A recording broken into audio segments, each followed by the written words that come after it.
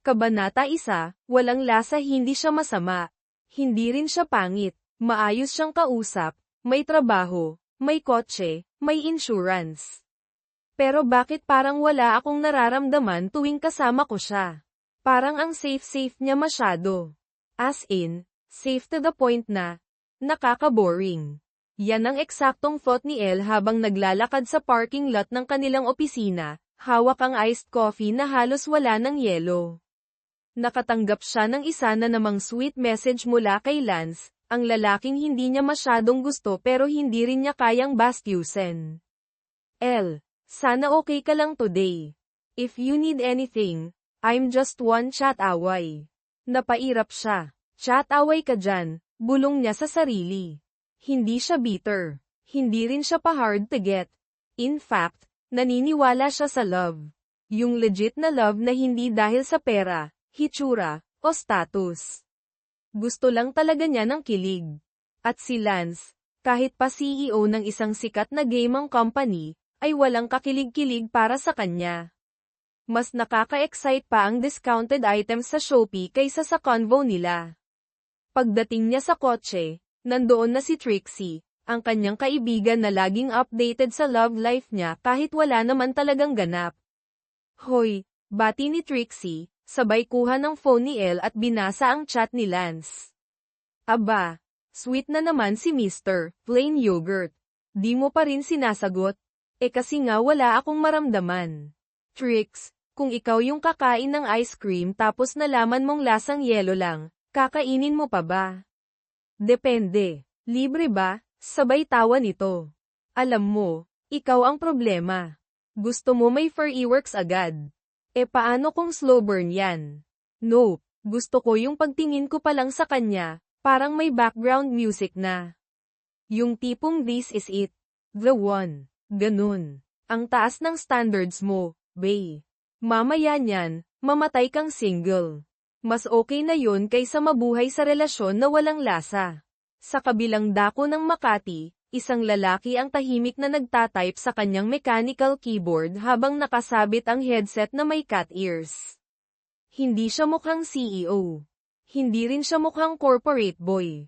Sa totoo lang, mukha siyang streamer na may pagka-sad boy vibes. Naka-oversized hoodie, nakayuko, at seryosong pinaplano ang kanyang bagong secret mission.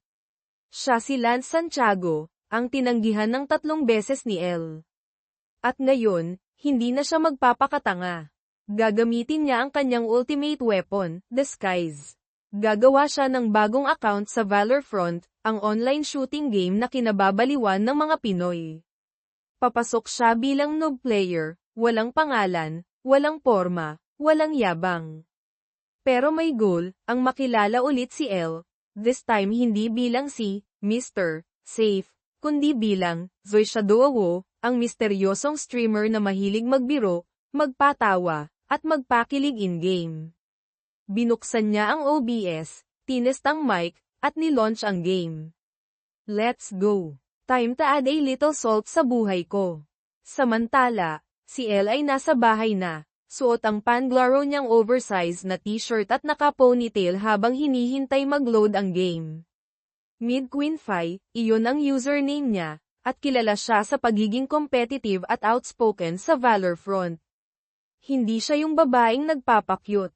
She's the type who headshots first before she trusts. Bigla siyang nakatanggap ng request, Zoe Shadowo has added you as a friend. Napakunot ang noo niya. Sinong weirdo to? Pangalan palang cringe na. Pero tinanggap niya rin. Curiosity killed the cat. Ika nga.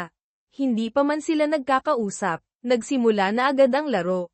Hi teammate, good luck, sabi ng bagong player sa mic. Ang boses, malalim pero may ngiti.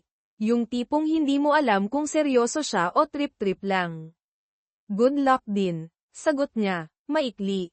Sa unang round pa lang, napansin na agad niya na magaling si Shadow. Hindi lang basta shooter, marunong mag-cover, magbantay, at pinaka-importante, marunong tumawa kahit sablay ang ibang player. Sorry, tinamaan kita ng granada, tawa ni Shadow. Okay lang, at least hindi to real life, sagot niya. Kundi dead na ako sa'yo. Saglit siyang natawa. Okay, may sense of humor, bulong niya. Hindi niya alam kung bakit pero para bang, interesting tong player na to. Kahit papaano, napangiti siya sa mga banat nito. Ilang laro pa, at ilang chat exchanges, nagsimula na rin siyang mag-reply ng mahaba. Grabe, first time ko natawa sa in-game chat. Achievement unlocked, sagot ni Shadow. Sa kabilang banda ng screen, si Lance ay napangiti rin. Mission, initiated. Pagkatapos ng laro, nakatanggap siya ng message. Thanks for the game, Mid-Queen. Donut for you next time.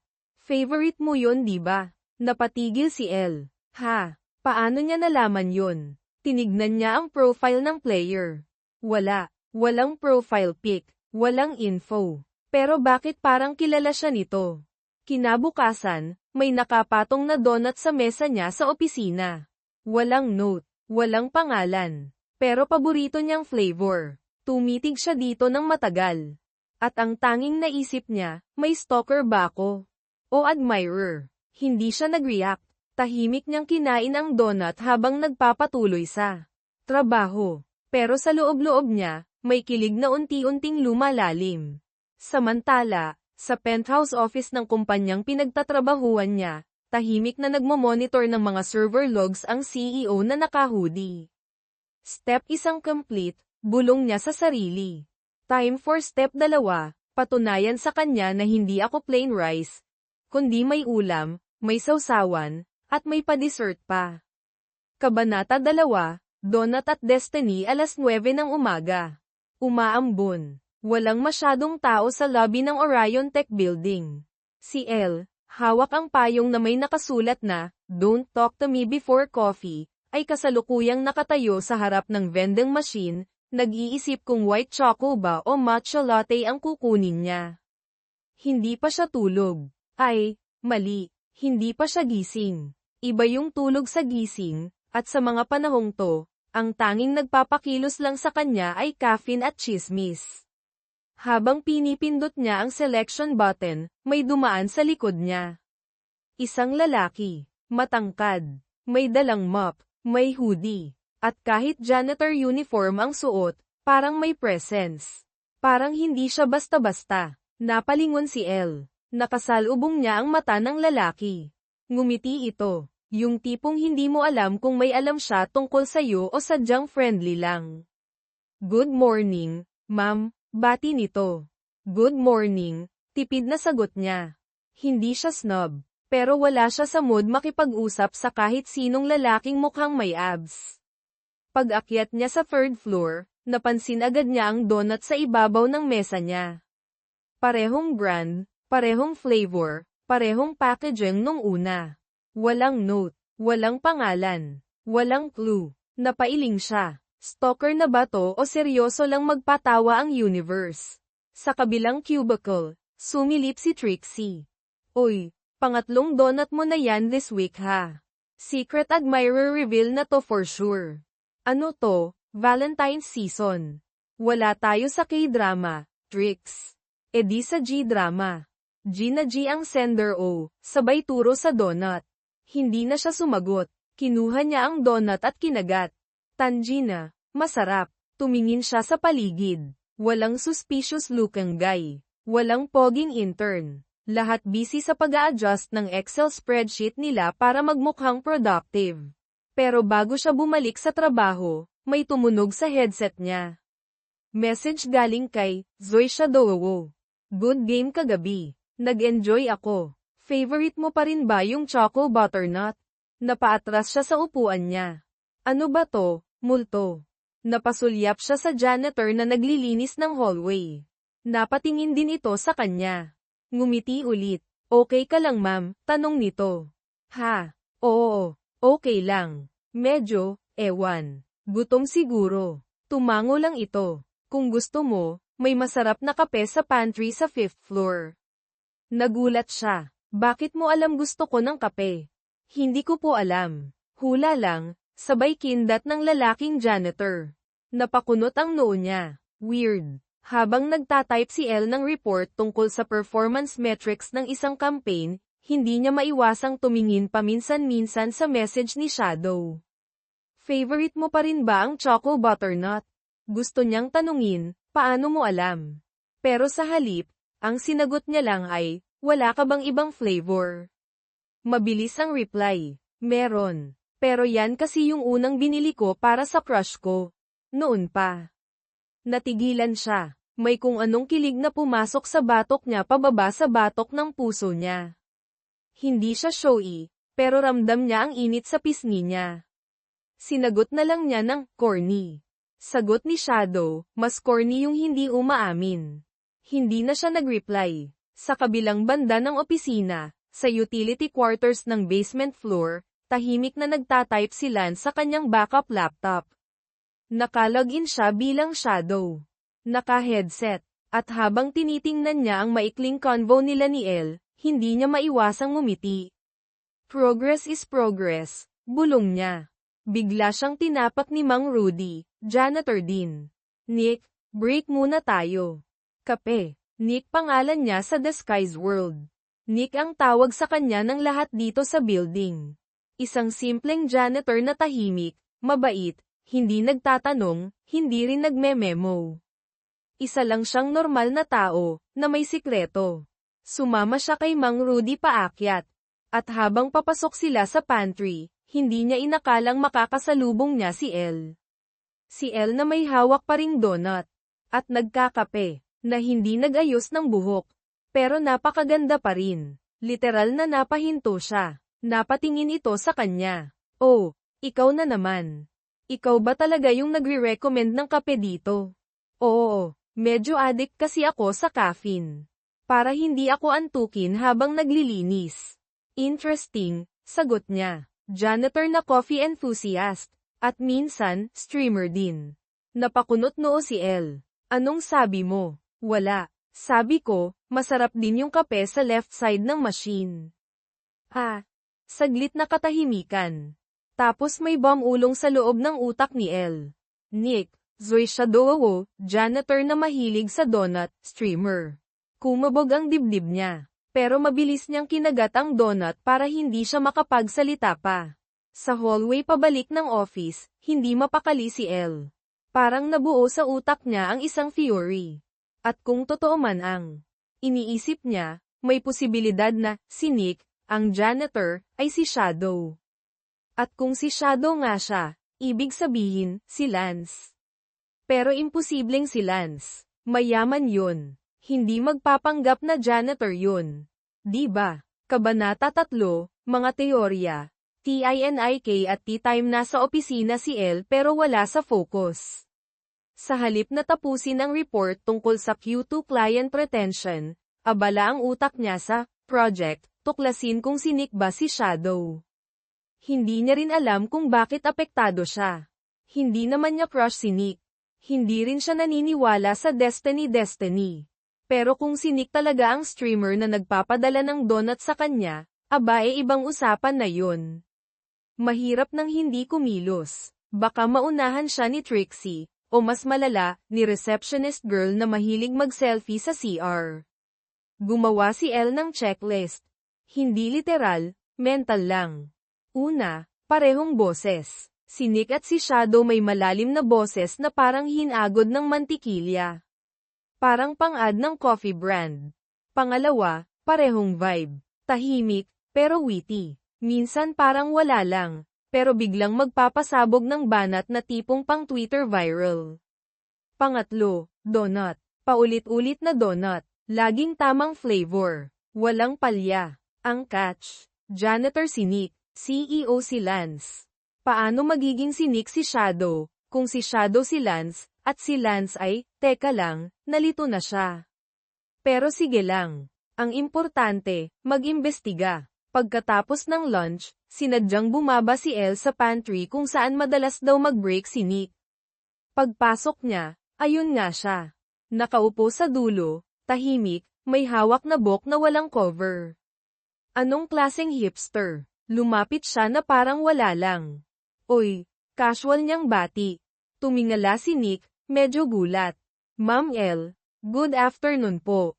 Elle na lang. Hindi naman ako teacher. Okay. L. Medyo ngiti. Medyo awkward. Medyo may electricity na konti.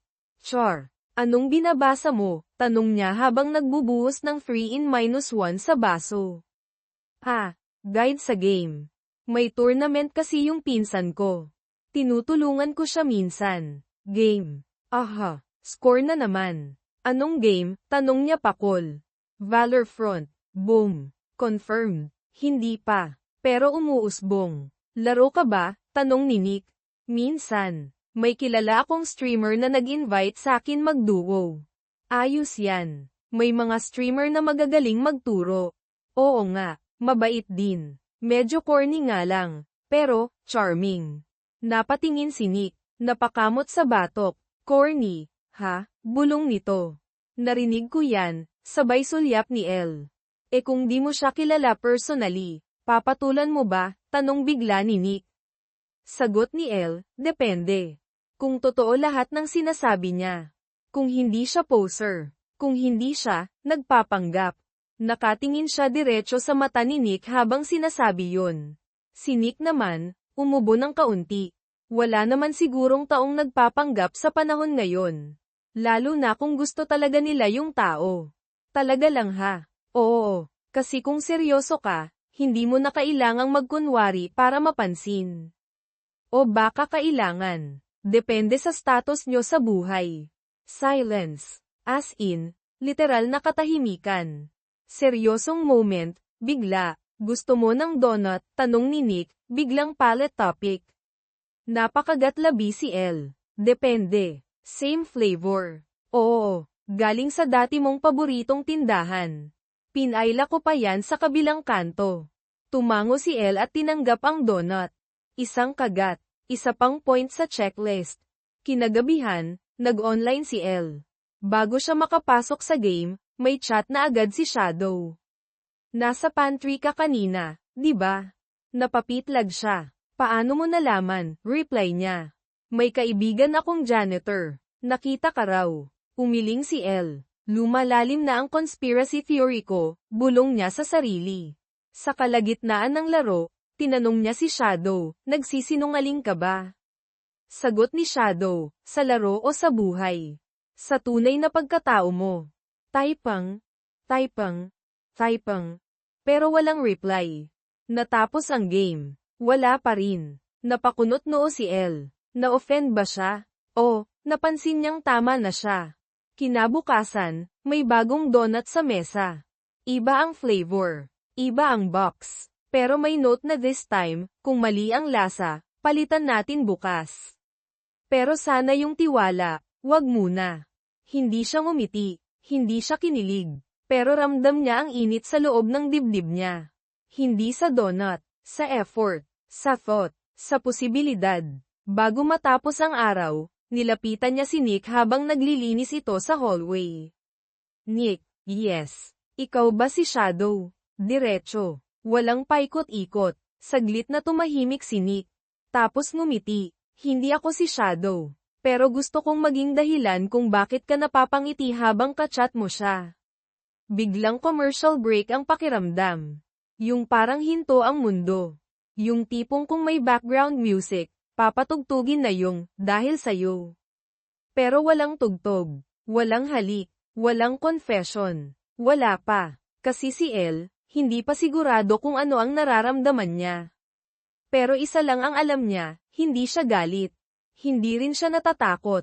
At higit sa lahat, ayaw na niyang tapusin ang mystery na ito. Kabanata 4, Huling Hinala, Unang Halik. Ang hirap pala kapag may gusto ka pero hindi mo alam kung totoo yung gusto mong malaman. Buong gabi hindi nakatulog si El. Nag-ikot-ikot lang siya sa kama.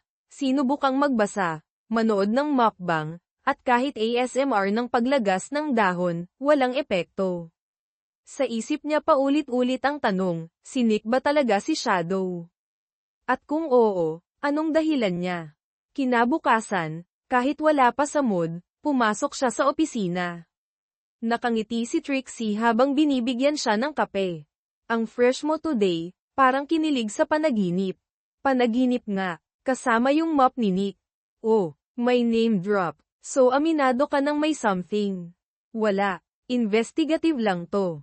Investigative daw, sabay sip ni Trixie ng kape, pero mali ang tasa, para pala kay El yun. Hoy, oops, pag-upo niya sa desk, may surprise na naman. Hindi na donut, hindi rin bulaklak, isang plushie ng fox, kulay orange, may maliit na post-it sa noo. Akala ko gusto mo ng ibang approach. Pero kung ayaw mo pa rin, ibalik mo na lang ako sa lost and found. Napangiti si El. Putik, bakit parang gusto na niyang hindi ibalik? Habang nagtatrabaho, biglang may nag-pop sa inbox niya. Meeting invite, subject line, panandali ang lihim, HR Department Emergency. Pinindot niya. Ang host, Nick Salvador. Teka, janitor ba to o bagong HR? Agad siyang tumayo. Pinuntahan niya ang maliit na conference room na nakalagay sa invite. Pagbukas niya ng pinto, nandoon si Nick. May hawak na whiteboard marker at nakaset up pa ang projector na parang magpre-present ng quarterly earnings report. Ano to? Tanong ni El, gulat na gulat. Workshop, sagot ni Nick. Workshop sa paano hindi pagtanggi sa mga hindi CEO na lalaki. Nick, okay, joke lang. Actually, gusto lang kitang kausapin. Private, hindi ko kasi alam kung paano makipag-usap sa'yo ng normal. Normal. Bakit? Abnormal ba ako? Hindi. Ikaw yung pinaka nakakabaliw sa lahat ng babaeng nakilala ko. Good luck na lang sa'yo. El, seryoso na ang tono niya. Alam kong napapansin mo ko. At hindi lang dahil sa donut o sa plushie. Gusto kong maging totoo sa'yo. Pero may takot pa rin sa dibdib ko. Napatingin si El. Takot saan? Takot na baka kapag sinabi ko na lahat, hindi mo na ako tingnan sa parehong paraan. Tumahimik si El. Nick, ang problema kasi, ang daming clue. Ang daming sagot pero walang umaamin. Gusto ko lang malaman, ikaw ba si Shadow? Saglit na katahimikan. Tapos lumapit si Nick sa projector, pinindot ang remote. Biglang lumabas sa screen ang screenshot ng in-game chat nila, kung wala kang donut ngayon, ako bahala bukas. Oh my God, sabi ni El. Ako si Shadow, El. At ako rin si Nick. At, sa totoo lang, hindi rin talaga ako si Nick. Ano? Ako si Lance Santiago. Dahan-dahan niyang tinanggal ang ID na may nakalagay na, Nick Salvador Utility Staff, at pinakita ang tunay na ID niya. Lance Santiago, CEO, streamer, donut supplier. Parang nahulog ang mundo ni El. Hindi niya alam kung iiyak ba siya, tatawa, o tatapan ng plushie. Lance, ba't ka nagpapanggap?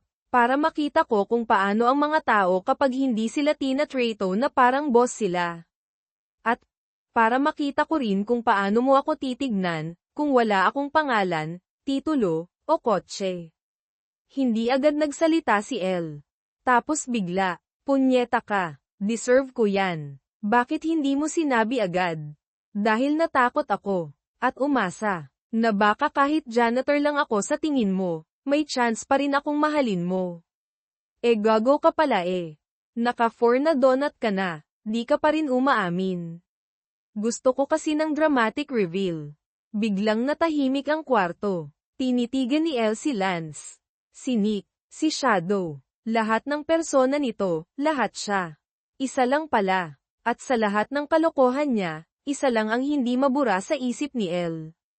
Ito lang ang lalaking nakapagpabaligtad ng mundo niya gamit lang ang isang donut at isang joke. Tahimik silang nagtitigan. Walang kumikibo. Tapos bigla, pwede ba kitang halikan? Tanong ni Lance, halos pabulong. Tanggina mo? Oo. At bago pa sila magsigawan ulit, nagtama ang labi nila. Walang music, walang slow motion.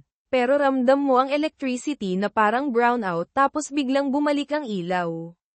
Kabanata 5, aftertaste pagkatapos ng halik, tahimik si El. Tahimik din si Lance. Hindi dahil awkward, pero kasi pareho silang shocked sa sarili, sa isa't isa, sa bilis ng pangyayari. So, CEO ka talaga? Tanong ni El habang tinatapik ang sariling pisngi, para lang siguraduhin na hindi siya nananaginip. Yes. At sorry. Sorry na hindi ko agad sinabi. Pero seryoso ako sa lahat, donut man o emoji sa chat. So yung time na sinabihan kita na hindi ako nagpapaligaw sa janitor, ikaw yun. Tumango si Lance. Sakit nun, ha? Pero Carrie. At yung sinabi ko na gusto ko ng mayaman.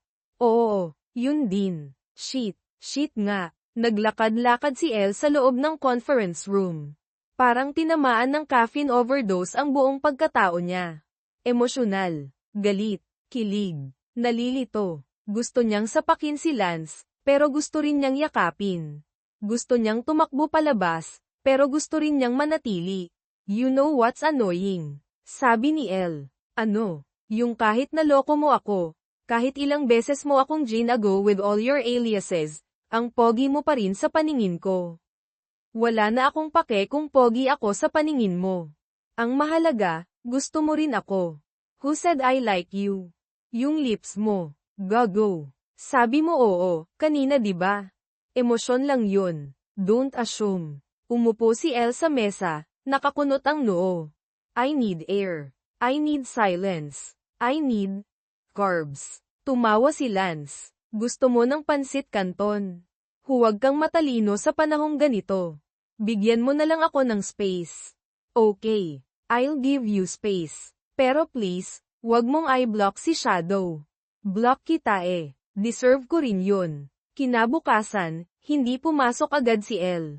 Half day lang siya. Nagpaalam kay Trixie na, may importanteng lakad, pero sa totoo lang, nagkulong lang siya sa kwarto, naka-hoodie, kumakain ng pancake na burnt ang gilid. Tanga ka talaga, Elle. Sabi niya sa sarili habang pinapanood ang first stream nila ni Shadow. Doon niya na-realize na matagal nang obvious. Yung mga references, yung timing, yung jokes, lahat yun, galing kay Lance. Pero dahil masyado siyang nakafocus sa CEO equals boring, hindi niya nakita na si Lance pala ang pinaka nag-effort. Pagbalik niya sa opisina, nagulat siya. May memo. Orion Tech Internal Event Meet the CEO. With picture. At ang mukha ni Nick, Lance, Shadow ay nandoon, naka-coat and tie, ngiting pamatay. Parang walang kabahid-bahid ng mop. Tangina. Ang lakas ng loob, bulong niya. Oy Elle, kilala mo na pala si Sir Lance, tanong ni Marga from HR. Matagal na pala siya dito, undercover. Oo nga eh, sagot ni Elle. Pilit na kalmado. Undercover. Heartbreaker. Char, tili ng HR. Habang nasa pantry siya, lumapit si Lance.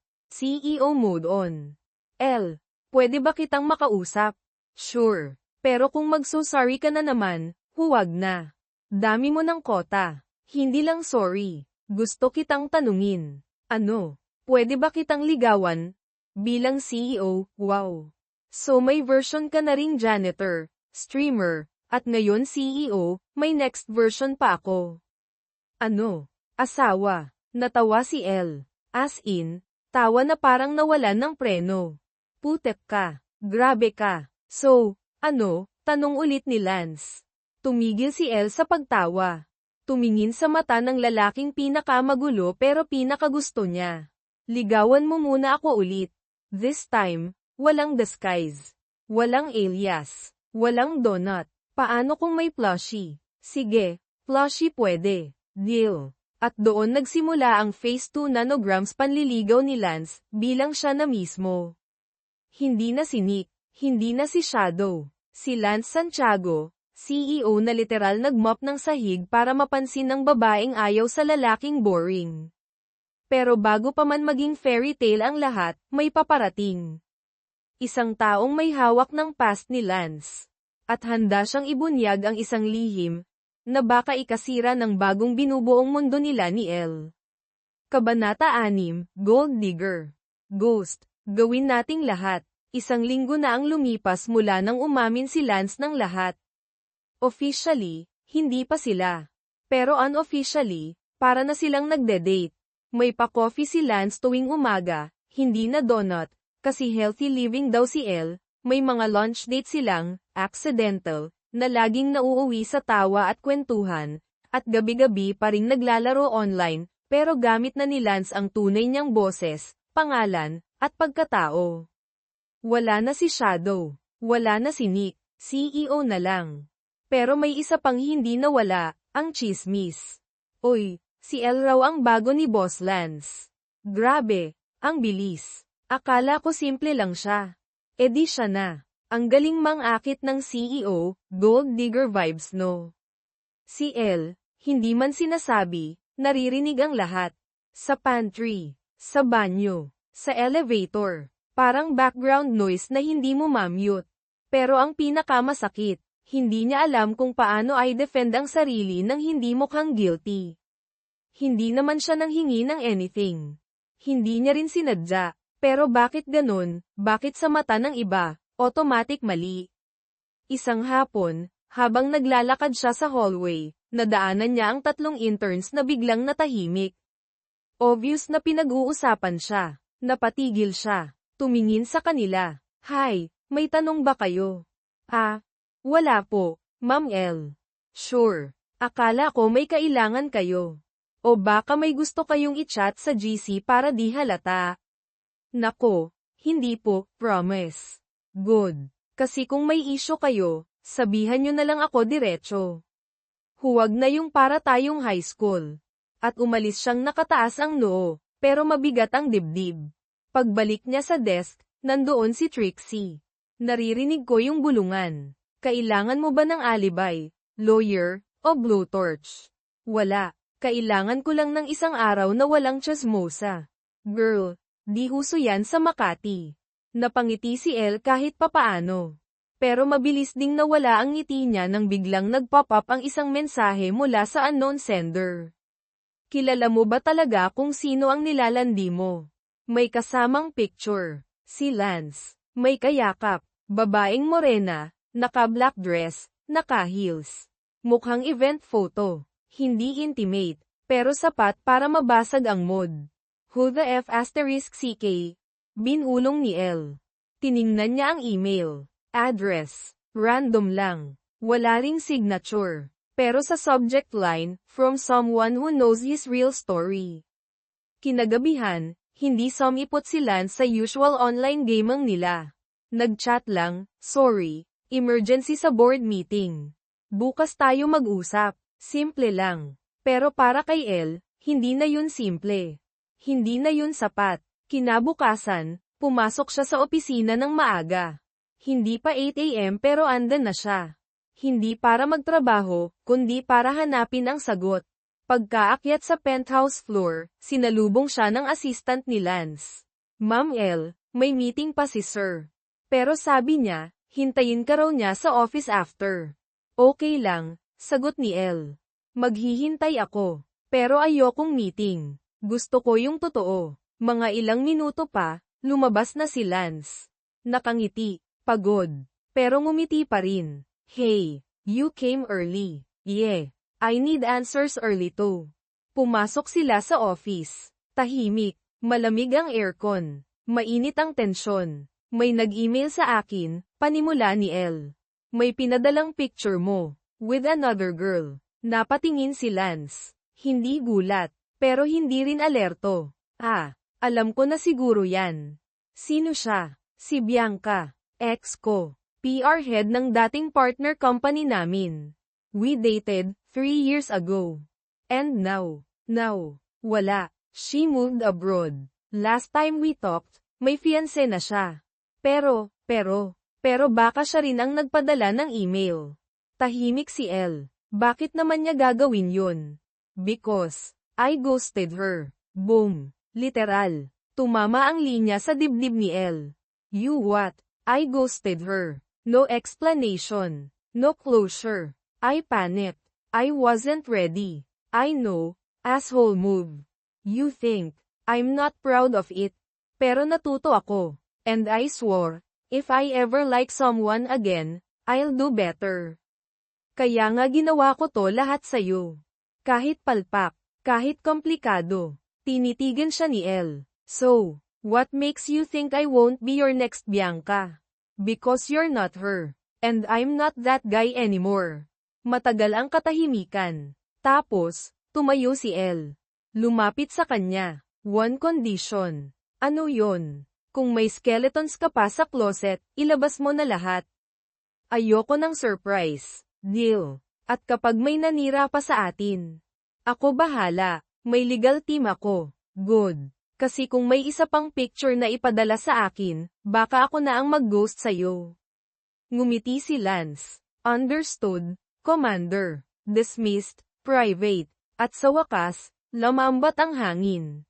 Hindi pa tapos ang laban. Pero alam ni Elle, this time, may kakampi na siya. Kabanata 7, Team Building o Team Bagsak. Biyernes ng umaga, maganda ang panahon pero hindi maganda ang balita para kay Elle.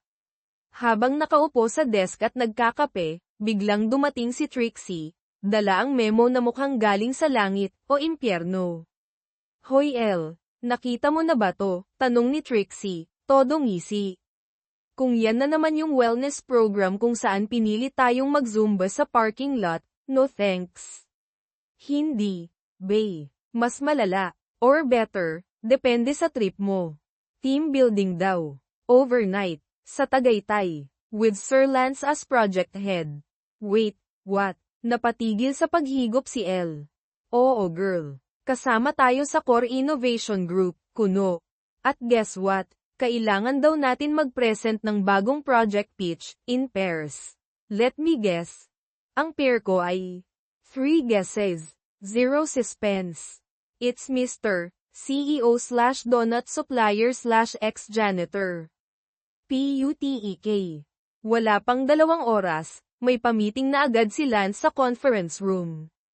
Casual lang ang itsura niya, white shirt, rolled up sleeves, confident na parang hindi siya magdadala ng buong opisina sa bundok. Okay team, panimula niya. We're going to Tagaytay this weekend. Overnight, no laptops, no stress, just you, your ideas, and a whole lot of trust building. Trust building, bulong ni Elle. Trust issues pa lang, ubos na ko. Matapos ang maikling briefing, nilapitan siya ni Lance. Hey, Aniya, parang walang nakaraang ghosting, drama, o plushy scandal. Hey, tipid na sagot ni Elle. So, teammates tayo. Sa project lang yun, di ba? Sa project lang ba talaga? Don't push it, CEO.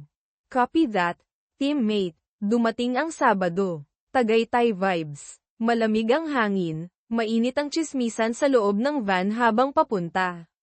Si Elle, nakaupo sa dulo ng coaster, may hawak na neck pillow at AirPods, nagpapanggap na tulog. Si Lance, tahimik lang, pero paminsan-minsan sumusulyap. Hindi siya nagsasalita, pero ang kilos niya, parang sinasabi, hoy, tayo na ulit magduo. Pagdating sa resort, may mga team activity agad. Trustful, human not, find your partner blindfolded. Sa lahat ng game, parang pinag-tripan si Elle at Lance ng universe. Lagi silang pinagtatapat, at ang pinakamatindi, love language charades. At syempre, sila ang na-assign sa physical touch. Okay lang ba to? Tanong ni Lance habang hawak ang kamay ni Elle para sa demo. Okay lang. Basta wag mong pigain. Alam kong may hidden agenda ka. Promise, wala akong plano, this hour. Sabog ka talaga. Matapos ang mga palaro, binigyan sila ng oras para mag-brainstorm ng project pitch. Napunta sila sa isang open cabana, may view ng Taal Lake. Tahimik sa simula, tapos, si Elle ang unang nagsalita. Alam mo, hindi ko pa rin sure kung bakit ako nandito. Sa team building o sa tabi ko. Both, same. Huminga si Elle ng malalim. Lance, seryoso to ha. Gusto ko maging clear, gusto kong maging part ng project, ng team, pero ayokong mawalan ng identity sa trabaho dahil lang sa tayo. Gets ko. Ayokong gamitin yung position ko para sirain yung sayo. Gusto kong sabayan ka, hindi pangunahan. Good. Kasi kung mad-apa ako, gusto ko ako yung may kasalanan, hindi ikaw, hindi tayo. Deal. At isa pa, ano, kung may next team building pa, huwag na tayong sumali sa physical touch. Di ako emotionally prepared. Teka, baka gusto mo naman pala secretly. Lance, okay, okay. Words of affirmation next time. Much better. Nagpatuloy ang brainstorming nila habang palalim ang gabi. Minsan nagkakatitigan, minsan nagtatalo, minsan nagtatawanan. Pero sa likod ng lahat ng banter, alam nilang pareho, may project na silang binubuo na hindi lang para sa kumpanya, kundi para sa isa't isa. Pero habang tumatawa si Elle, hindi niya napansin ang isang babaeng nakaitim na coat na kara-rating lang sa resort. Nakatingin diretso sa kanila, si Bianca, at sa kamay niya, hawak ang resibo ng nakaraan. Kabanata 8, resibo ng kahapon. Wala pa ring kamalay-malay si Elle habang tumatawa sa corny punchline ni Lance tungkol sa AI na na-in-love sa coffee machine. Kung ako yung AI, at ikaw yung kape, baka pumili na lang ako ng overheat kaysa mawalan ka sa system ko, sabi niya, sabay ngiti na parang batang nahuling nanliligaw ng hindi sinasadya. Sabog ka, sagot ni Elle, pero hindi na rin niya mapigil ang ngumiti. Parang okay na lahat, parang pwede nang mag-restart, pero habang tumatawa sila, habang iniisip ni Elle na, baka ito na nga, may isang presensyang tahimik na papalapit. Oy, Lance. Nag-freeze ang mundo. Si Elle, agad na lumingon. Isang babae ang nakatayo sa likuran nila. Morena, slim, classy, elegant. Parang kakalabas lang sa Fashion Week pero may dalang bomba. Si Bianca. Oh my God, bulong ni Elle. Halos hindi niya namalayang nailapit niya ang kamay kay Lance, parang instinctive. Long time, sambit ni Bianca, ngiting may matalim na dulo. Nag-e-enjoy pala kayo rito. Cute ng theme, ha? Corporate romance, rustic edition. Bianca, tugon ni Lance, mukhang nagulat pero hindi nagpanik. Anong ginagawa mo rito? Hindi ba obvious? Near-relive ang nakaraan, sabay halik ng hangin sa pisngi ni Elle. Hi, you must be Elle. Yeah, hi. Hindi alam ni Elle kung aatras, aatake, o magtatago sa ilalim ng mesa. Lakas makatelenovela ng eksena. Bianca ngumiti, pero hindi basta ngiti, yung tipong, I came to play, sweetheart. Actually, dugtong niya, nasa area ako for a speaking engagement. Then guess what? May nag-message sa akin. Random account. Sabi, magandang idea siguro kung bumisita ka sa ex mo habang busy siya sa bagong prospect. Curious ako. So here I am. Napatingin si Elle kay Lance. Sino yung nag-message? Sabay tanong nila. Bianca shrugged. Burner account. Wala akong proof. Pero may instinct ako. Tahimik. Mabigat ang hangin. Parang may storm warning pero walang ulan. Pagkatapos ng ilang segundo, sumingit si Lance. Bianca, I'm sorry. Sa lahat. Sa ghosting. Sa biglaang pagputol. Alam ko, hindi tama. Pero wala akong excuse, maliban sa pagiging immature. Tumango si Bianca. That's true. You were immature. And to be honest, I'm over it. Nakakatawa lang isipin na ikaw, ang dating super guarded, ay ngayon willing magpanggap bilang janitor for love. Wait, you know? Tanong ni Elle. Of course. I know this guy. Once he starts trying, he overdoes it. So when I saw the news, Cheyokot undercover as utility staff, I knew. Iba yan magdrama, day. Whole production level. Umiling si Elle. Okay, so anong point ng pagpunta mo dito? Closure ba to o open door? Neither, sagot ni Bianca. Gusto ko lang magbigay ng friendly advice. Lumingon siya kay Elle. He's sweet, he's sincere. But he's also messy. Mahilig siya sa grand gestures kasi hindi siya marunong sa simpleng honesty. Kaya kung pipiliin mo siya, tandaan mo, hindi lang yung good guy ang makukuha mo. Kasama yung buo, kahit yung mga parts na masakit hawakan. Walang imik si Elle. Hindi dahil galit siya. Hindi rin dahil insecure. Pero kasi, totoo yung sinabi ni Bianca. At parang biglang naalala niya lahat. Yung pag-disguise, yung ghosting story, yung office chismis. Parang kinolekta lahat ng red flags at binalot sa donut box. Umalis si Bianca. Walang away. Walang luha. Pero may iniwang tanong na hindi madaling sagutin. Kinagabihan, nasa porch ng cabin si Elle. Nakatitig sa stars, pero ang utak niya, loop ng mga sinabi ni Bianca. Lance lumabas, may dalang kumot. Giniginaw ka ba? Hindi. Sagot niya. Pero baka kailangan ko ng konting init. Sa utak. About Bianca. About everything. Tumabi siya. Tahimik sila pareho. Tapos nagsalita si Elle. Alam mo ba kung anong problema sa fairy tales? Walang chismosa. Hindi. Laging happily ever after agad. Walang sinasabi kung paano nila ginawa yun. Tumango si Lance. Gusto mo ba ng totoong kwento? Yung may halong gulo, stress, at late reply. Gusto ko ng kwento na totoo. Kahit pangit, kahit hindi viral. Then let's start from here. Tahimik ulit. Tapos si Elle, tumingin sa kanya.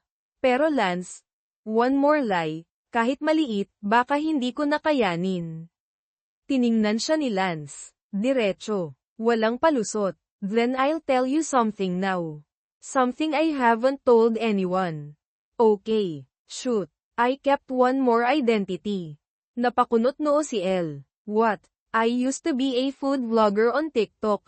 May account ako, at Rice Kang Fai. Ako yung guy na nagre-review ng mga lutong ulam ng mga nanay sa palengke. Saglit na katahimikan. Tapos tawa. Malakas. Tumatawa si Elle nang parang mababaliw. Putek ka, ikaw pala yun. Yung ulam review episode 11, kalderetang may puso. Yup, ako yun. At doon, sa gitna ng mga bituin at kalderetang may puso, natawa si Elle. Hindi dahil perfect si Lance. Pero dahil sa wakas, naramdaman niyang totoo. At totoo minsan, hindi kailangan ng fairy tale. Minsan, sapat na ang kaldereta. Kabanata Siyam, mga bagay na hindi nakapost. Bumalik na sa Maynila ang team mula sa Tagaytay. Sa unang tingin, parang walang nagbago, traffic, deadlines, emails na may subject line na urgent, pero hindi naman talaga urgent. Pero para kay Elle, iba na ang lahat. Nagising siya isang Lunes ng umaga na parang may bagong lens sa mata. Yung tipong kahit sanay na siya sa hustle ng opisina, parang ang bigat ng hangin. Hindi dahil sa trabaho, kundi dahil sa tanong na bumabagabag sa isip niya. Ready ba talaga ako sa relasyon na to? O baka nadala lang ako sa kilig? Pagdating niya sa office, may donut na naman sa mesa.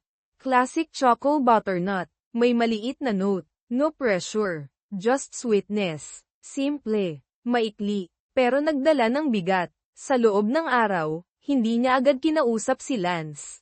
Nagkita sila sa hallway. Saglit lang ang eye contact. Parehong ngumiti, pero walang us. Walang kilig. Parang may pagitan. Hindi dahil sa galit, kundi dahil parehong nag-iingat. Parang parehong nag-a-adjust sa gravity ng realidad. Pagka-uwi, humiga si Elle sa kama, naka-hoodie, may ice cream sa kamay, pero wala sa mood manood ng kahit anong rom-com. Binuksan niya ang chatbox nila ni Lance. Ang daming mensaheng hindi pa niya nire-replyan. Lance, 10:43 AM. Good morning, teammate. Lance, 1:05 PM. Okay lang ba yung client call mo kanina? Lance, 6:11 PM. Dinner ka na ba? Lance, 8 PM. Just checking in. Miss ka na ng Valor Front duo ko.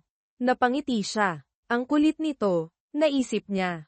Pero ang kulit minsan, hindi sapat. Kailangan ko ng katahimikan. Kinabukasan, nagpa-schedule siya ng leave. Wala siyang plano. Hindi siya pupunta sa beach.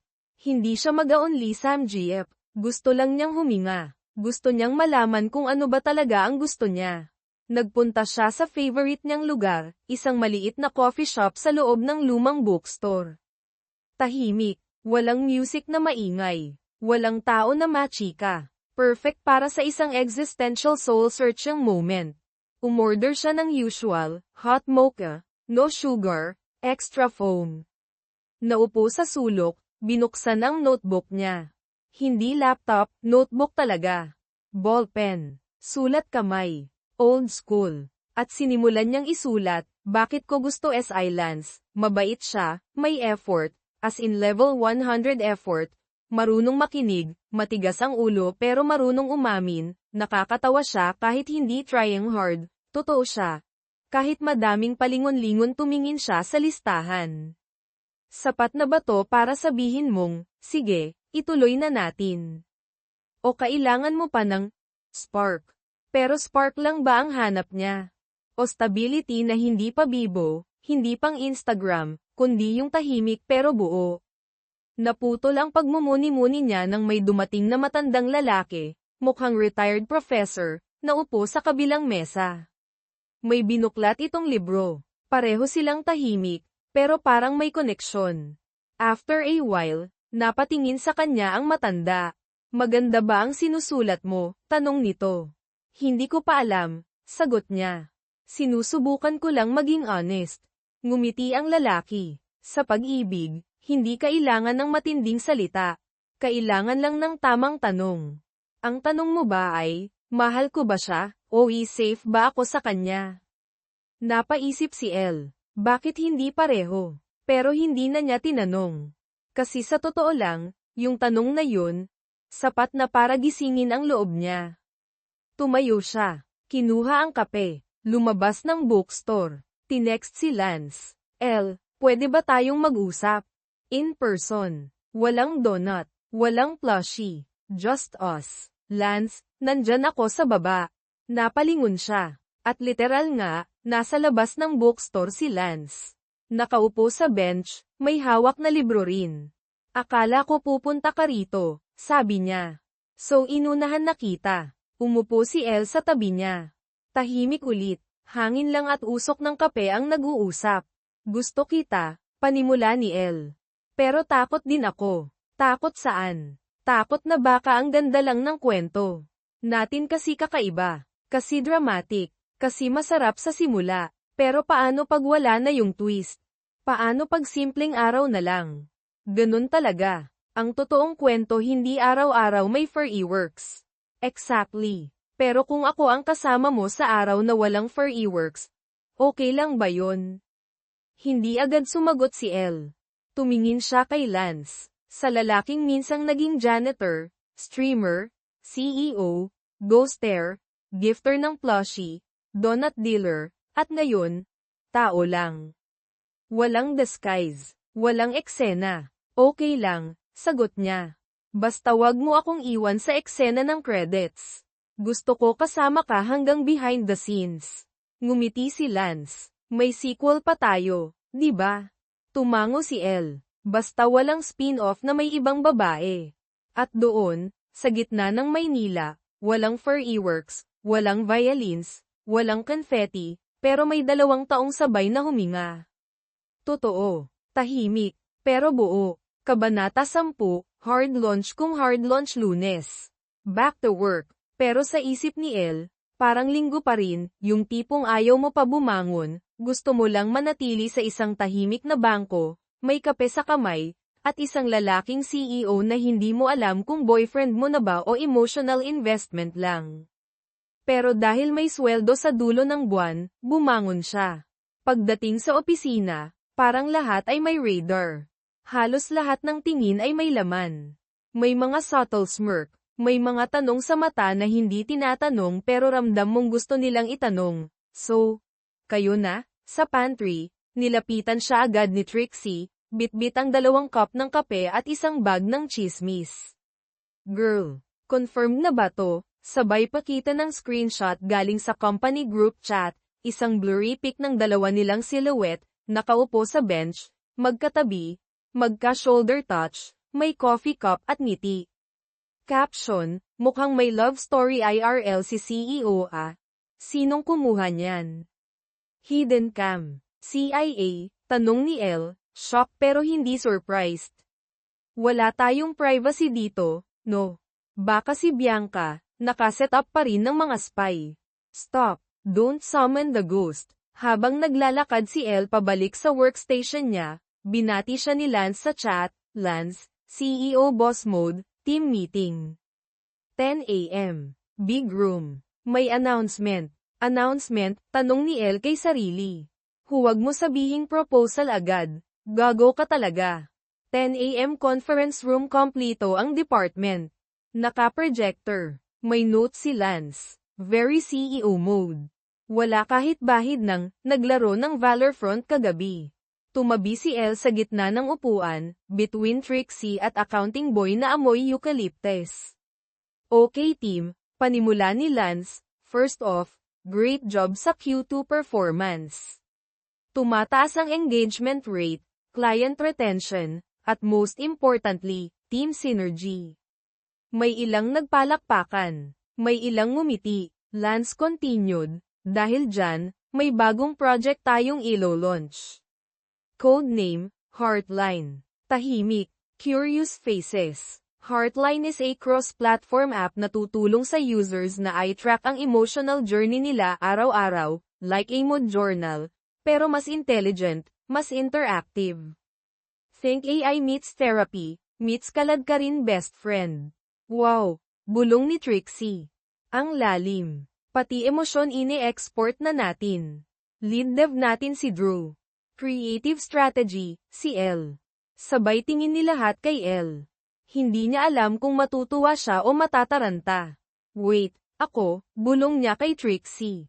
Tumango si Lance. Yes, ikaw. You're the only one I trust to translate complex emotions into something real. At doon na siya natigilan. Yung tingin ng lahat, yung pagkakabanggit ng trust. Parang may humawak ng spotlight at ini-aim sa kanya lang. And then, she panicked. Elle raised her hand. Sorry, quick clarification lang. Alam ko pong creative ako, pero gusto ko lang linawin, wala pong kinalaman yung recent happenings outside the office sa pagkakatalaga sa akin dito, ha? Tahimik ang lahat, tumingin si Lance. Clarify mo pa yan. Kasi po, baka akalain ng iba na may favoritism dahil kami na ni Sir. Bam! Dead silence. Kahit si Trixie na pabitaw sa hawak niyang ballpen. Si Drew na palunok ng hangin. Si accounting boy, nabilaukan sa candy. At si Lance, parang hindi makapaniwala na hard launch ang ginawa ni Elle, live, unrehearsed, walang filter. Elle blinked. Wait lang. Hindi ko sinasadya. Lance stood up, walked forward slowly like a K-drama lead at may slow motion pa sa utak ni Elle. So, sabi niya, tama naman ang info. Then he smiled. Yes, we're together. And yes, she earned that position. Not because she's my girlfriend, but because she's better than me at understanding people. Lahat ng tao hindi alam kung papalakpak o mag-chat sa group GC. Si Elle, gusto nang matuno. Pagkatapos ng meeting, habang lahat busy pa rin sa pagproseso ng info overload, lumapit si Elle kay Lance. Lance, yes, love, bulong niya, sobrang casual. Love ka dyan. Gusto mo bang mag-resign ako para lang mawala tong kahihiyan? Pwede rin naman ako ang mag-resign, sagot niya. Pero kung magre-resign tayo pareho, sino na magdadala ng donut? Tanggina mo, bulong niya, sabay tawa. Love mo. Nako diba? Tapos ka na ba mag-cheyotok? Hindi pa. May isa pa akong announcement. Ano na naman? Lumapit siya sa tenga ni Elle. Mamayang gabi, punta tayo sa bahay ko. May gusto akong ipakita. Kung proposal yan, sisapakan kita. Kalma lang. Di pa tapos yung app. Hindi pa to happily ever after, pero baka pwede na tayong beta test. At natawa si Elle. Sa pool. Kasi sa dulo ng araw, kahit binuko niya ang sarili niya sa buong opisina, kahit napahiya siya, kahit trending siya sa GC, isang bagay lang ang sigurado, hindi ito love story ng perfect timing. Pero love story pa rin ito. At sa ngayon, sapat na yun. Kabanata 11, Code. Candy Crush at Crisis of Feelings Lunes ng umaga. Boardroom. 3 whiteboard. 8 sticky notepad. 4 na lapis na wala ng pambura. At isang L na sobrang antok pero sobrang alert sa loob. Okay team, Panimula ni Lance, suot ang paborito niyang light blue polo na parang sinadya para magmukhang approachable CEO. Project Heartline officially starts today. Tumango si Elle, habang hawak ang kape na may extra shot. Heartline. App na kayang i-record, i-track, at i-visualize ang emosyon ng user araw-araw. Hindi lang mood tracker, kundi emotion experience mapper, kasama AI companion na marunong magtanong, makinig, at magbigay ng gentle reminders na hindi ka nag-iisa. Sounds cool, no? Sabi ni Drew, ang lead dev na may pagkawibo pero magaling sa backend. Pero paano natin gagawing totoo to? Elle stood up, tumayo sa harap ng board. Tinuro ang title, Feeling is Data. Data is Power. Heartline will succeed, sabi niya, not because it's cool, but because people are tired of pretending na okay sila. We're going to give them space to be real, kahit walang likes, kahit walang filter. Tahimik ang room. Tapos pumalakpak si Trixie. Ay grabe yun. May gusto na akong i-date sa team na to. Focus ka nga, bulong ni Elle, pero ngumiti rin siya. 2 weeks later sprint #isang office, hating gabi. Si Elle, nakaupo pa rin sa harap ng laptop. Nakaharap sa prototype ng Heartline, may timeline graph na parang heartbeat, may emoji cluster sa kanan, at isang bot icon sa ibaba na ang pangalan ay Felix. Oo, Felix, as in, feelings dagdag Felix. Okay na ba tong tanong na to? Sabi niya habang binabasa ang script ng bot. Kamusta ka ngayon? Gusto mo ba ng tahimik lang, o kwentuhan tayo konti? Tiny pay niya. Tiningnan ulit. Parang, masyadong gentle. O baka kulang sa hugot. Dumating si Lance, may hawak na supot ng fries at isang cup ng iced coffee. Beta testing, tanong niya habang ibinababa ang pagkain. Beta testing ng lahat, kasama na rin ang utak ko. Ang galing mo. Seryoso. Ngayon mo lang napansin. Hindi. Ngayon ko lang na-realize na hindi sapat ang pagiging CEO para sabayan yung ganito kagaling. Charm mo yan. Hindi. Truth yan. Tahimik silang kumain ng fries habang tinitingnan ang app. Ang prototype gumagalaw na. May timeline na pwedeng i-slide, makikita mo ang emosyon mo per hour. May emoji heatmap. At si Felix, may animated voice na parang calm AI friend. Pero, sabi ni Elle, paano kung may user na magsinungaling? Yung type na fine, pero hindi naman talaga fine. Then we teach the AI to read patterns, sagot ni Lance. Consistency ng tone, timing ng input, at reaction ng user sa simpleng tanong. Emotions leave footprints. Kahit anong deny mo, may pattern pa rin. Tahimik si Elle. So, parang pag-ibig. Paano mo nasabi? Kahit sabihin mong wala na kayong feelings, pag may pattern pa rin, baka meron pa rin. Baka nga. Sprint #2 testing phase. Drew presented the app sa internal QA. Gumagana. Smooth. May lag lang sa iOS. Pero pinaka-importante, may impact. First 10 testers cried daw habang ka-chat si Felix, sabi ni Trixie, habang binabasa ang feedback. One said, mas safe pa to kesa sa diary ko, then we're onto something, sabi ni Elle. Lance leaned over and whispered, proud ako sa'yo. Elle replied, thank you. Pero, may tanong ako. Ano yon? Anong emotion ang hindi mo kayang i-track? Tumingin siya sa app, sa listahan, joy, sadness, loneliness, anger, envy, guilt. Tapos sagot niya, denial. Bakit? Pag masyado mong galingan magpanggap, minsan kahit sarili mong app hindi ka na makikilala. Hindi sumagot si Elle, pero tumingin siya kay Felix. At naisip, paano kung ako rin, may emotions na hindi ko pa rin maamin. Sprint #3 Presentation Day company-wide demo. Nasa event hall sila, may backdrop na, Heartline, feel it for real.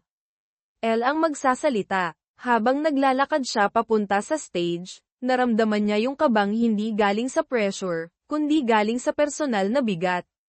This app isn't just tech.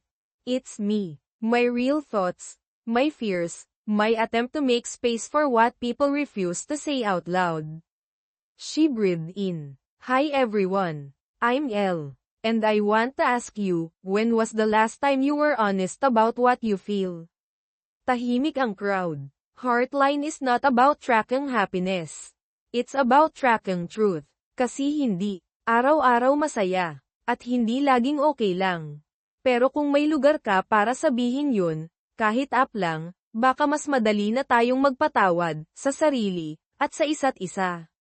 Lahat na tahimik. Pagkatapos ng demo, lumapit si Lance. Tahimik lang siya. Hindi CEO. Hindi project head. Just Lance. Totoo yung sinabi mo. Lagi namang totoo. Then here's mine. Ano? Gusto kong mas kilalanin pa yung Elle na nagsulat ng buong app na to. Hindi bilang creative lead. Bilang ikaw. Bilang ako na walang title. Walang filter. Walang acting. Kahit na, hindi ka sure kung mahal mo na ako. Nagkatinginan sila. At sa wakas, ngumiti si Elle. Gusto mo ng totoo. Gusto ko ng buong totoo. Okay. Hindi pa ako sure kung mahal na kita. Pero sigurado akong hindi ko gustong mawala ka. Kabanata 12, Feelings, Files at Fake News Biyernes. Dapat sana soft launch day. Ang Heartline app ay handa na, may pre-scheduled posts, may mini-campaign na may hashtag na #FeelItForReal, at may teaser videos featuring animated bot na si Felix na sobrang wholesome vibes. Lahat excited. Lahat handa. Pero alas 8 ng umaga, tumunog ang email ng buong kumpanya. Subject, confidential, Heartline internal data leak from, Anonymous L, nakaupo sa desk, halos mapatapon ang kape.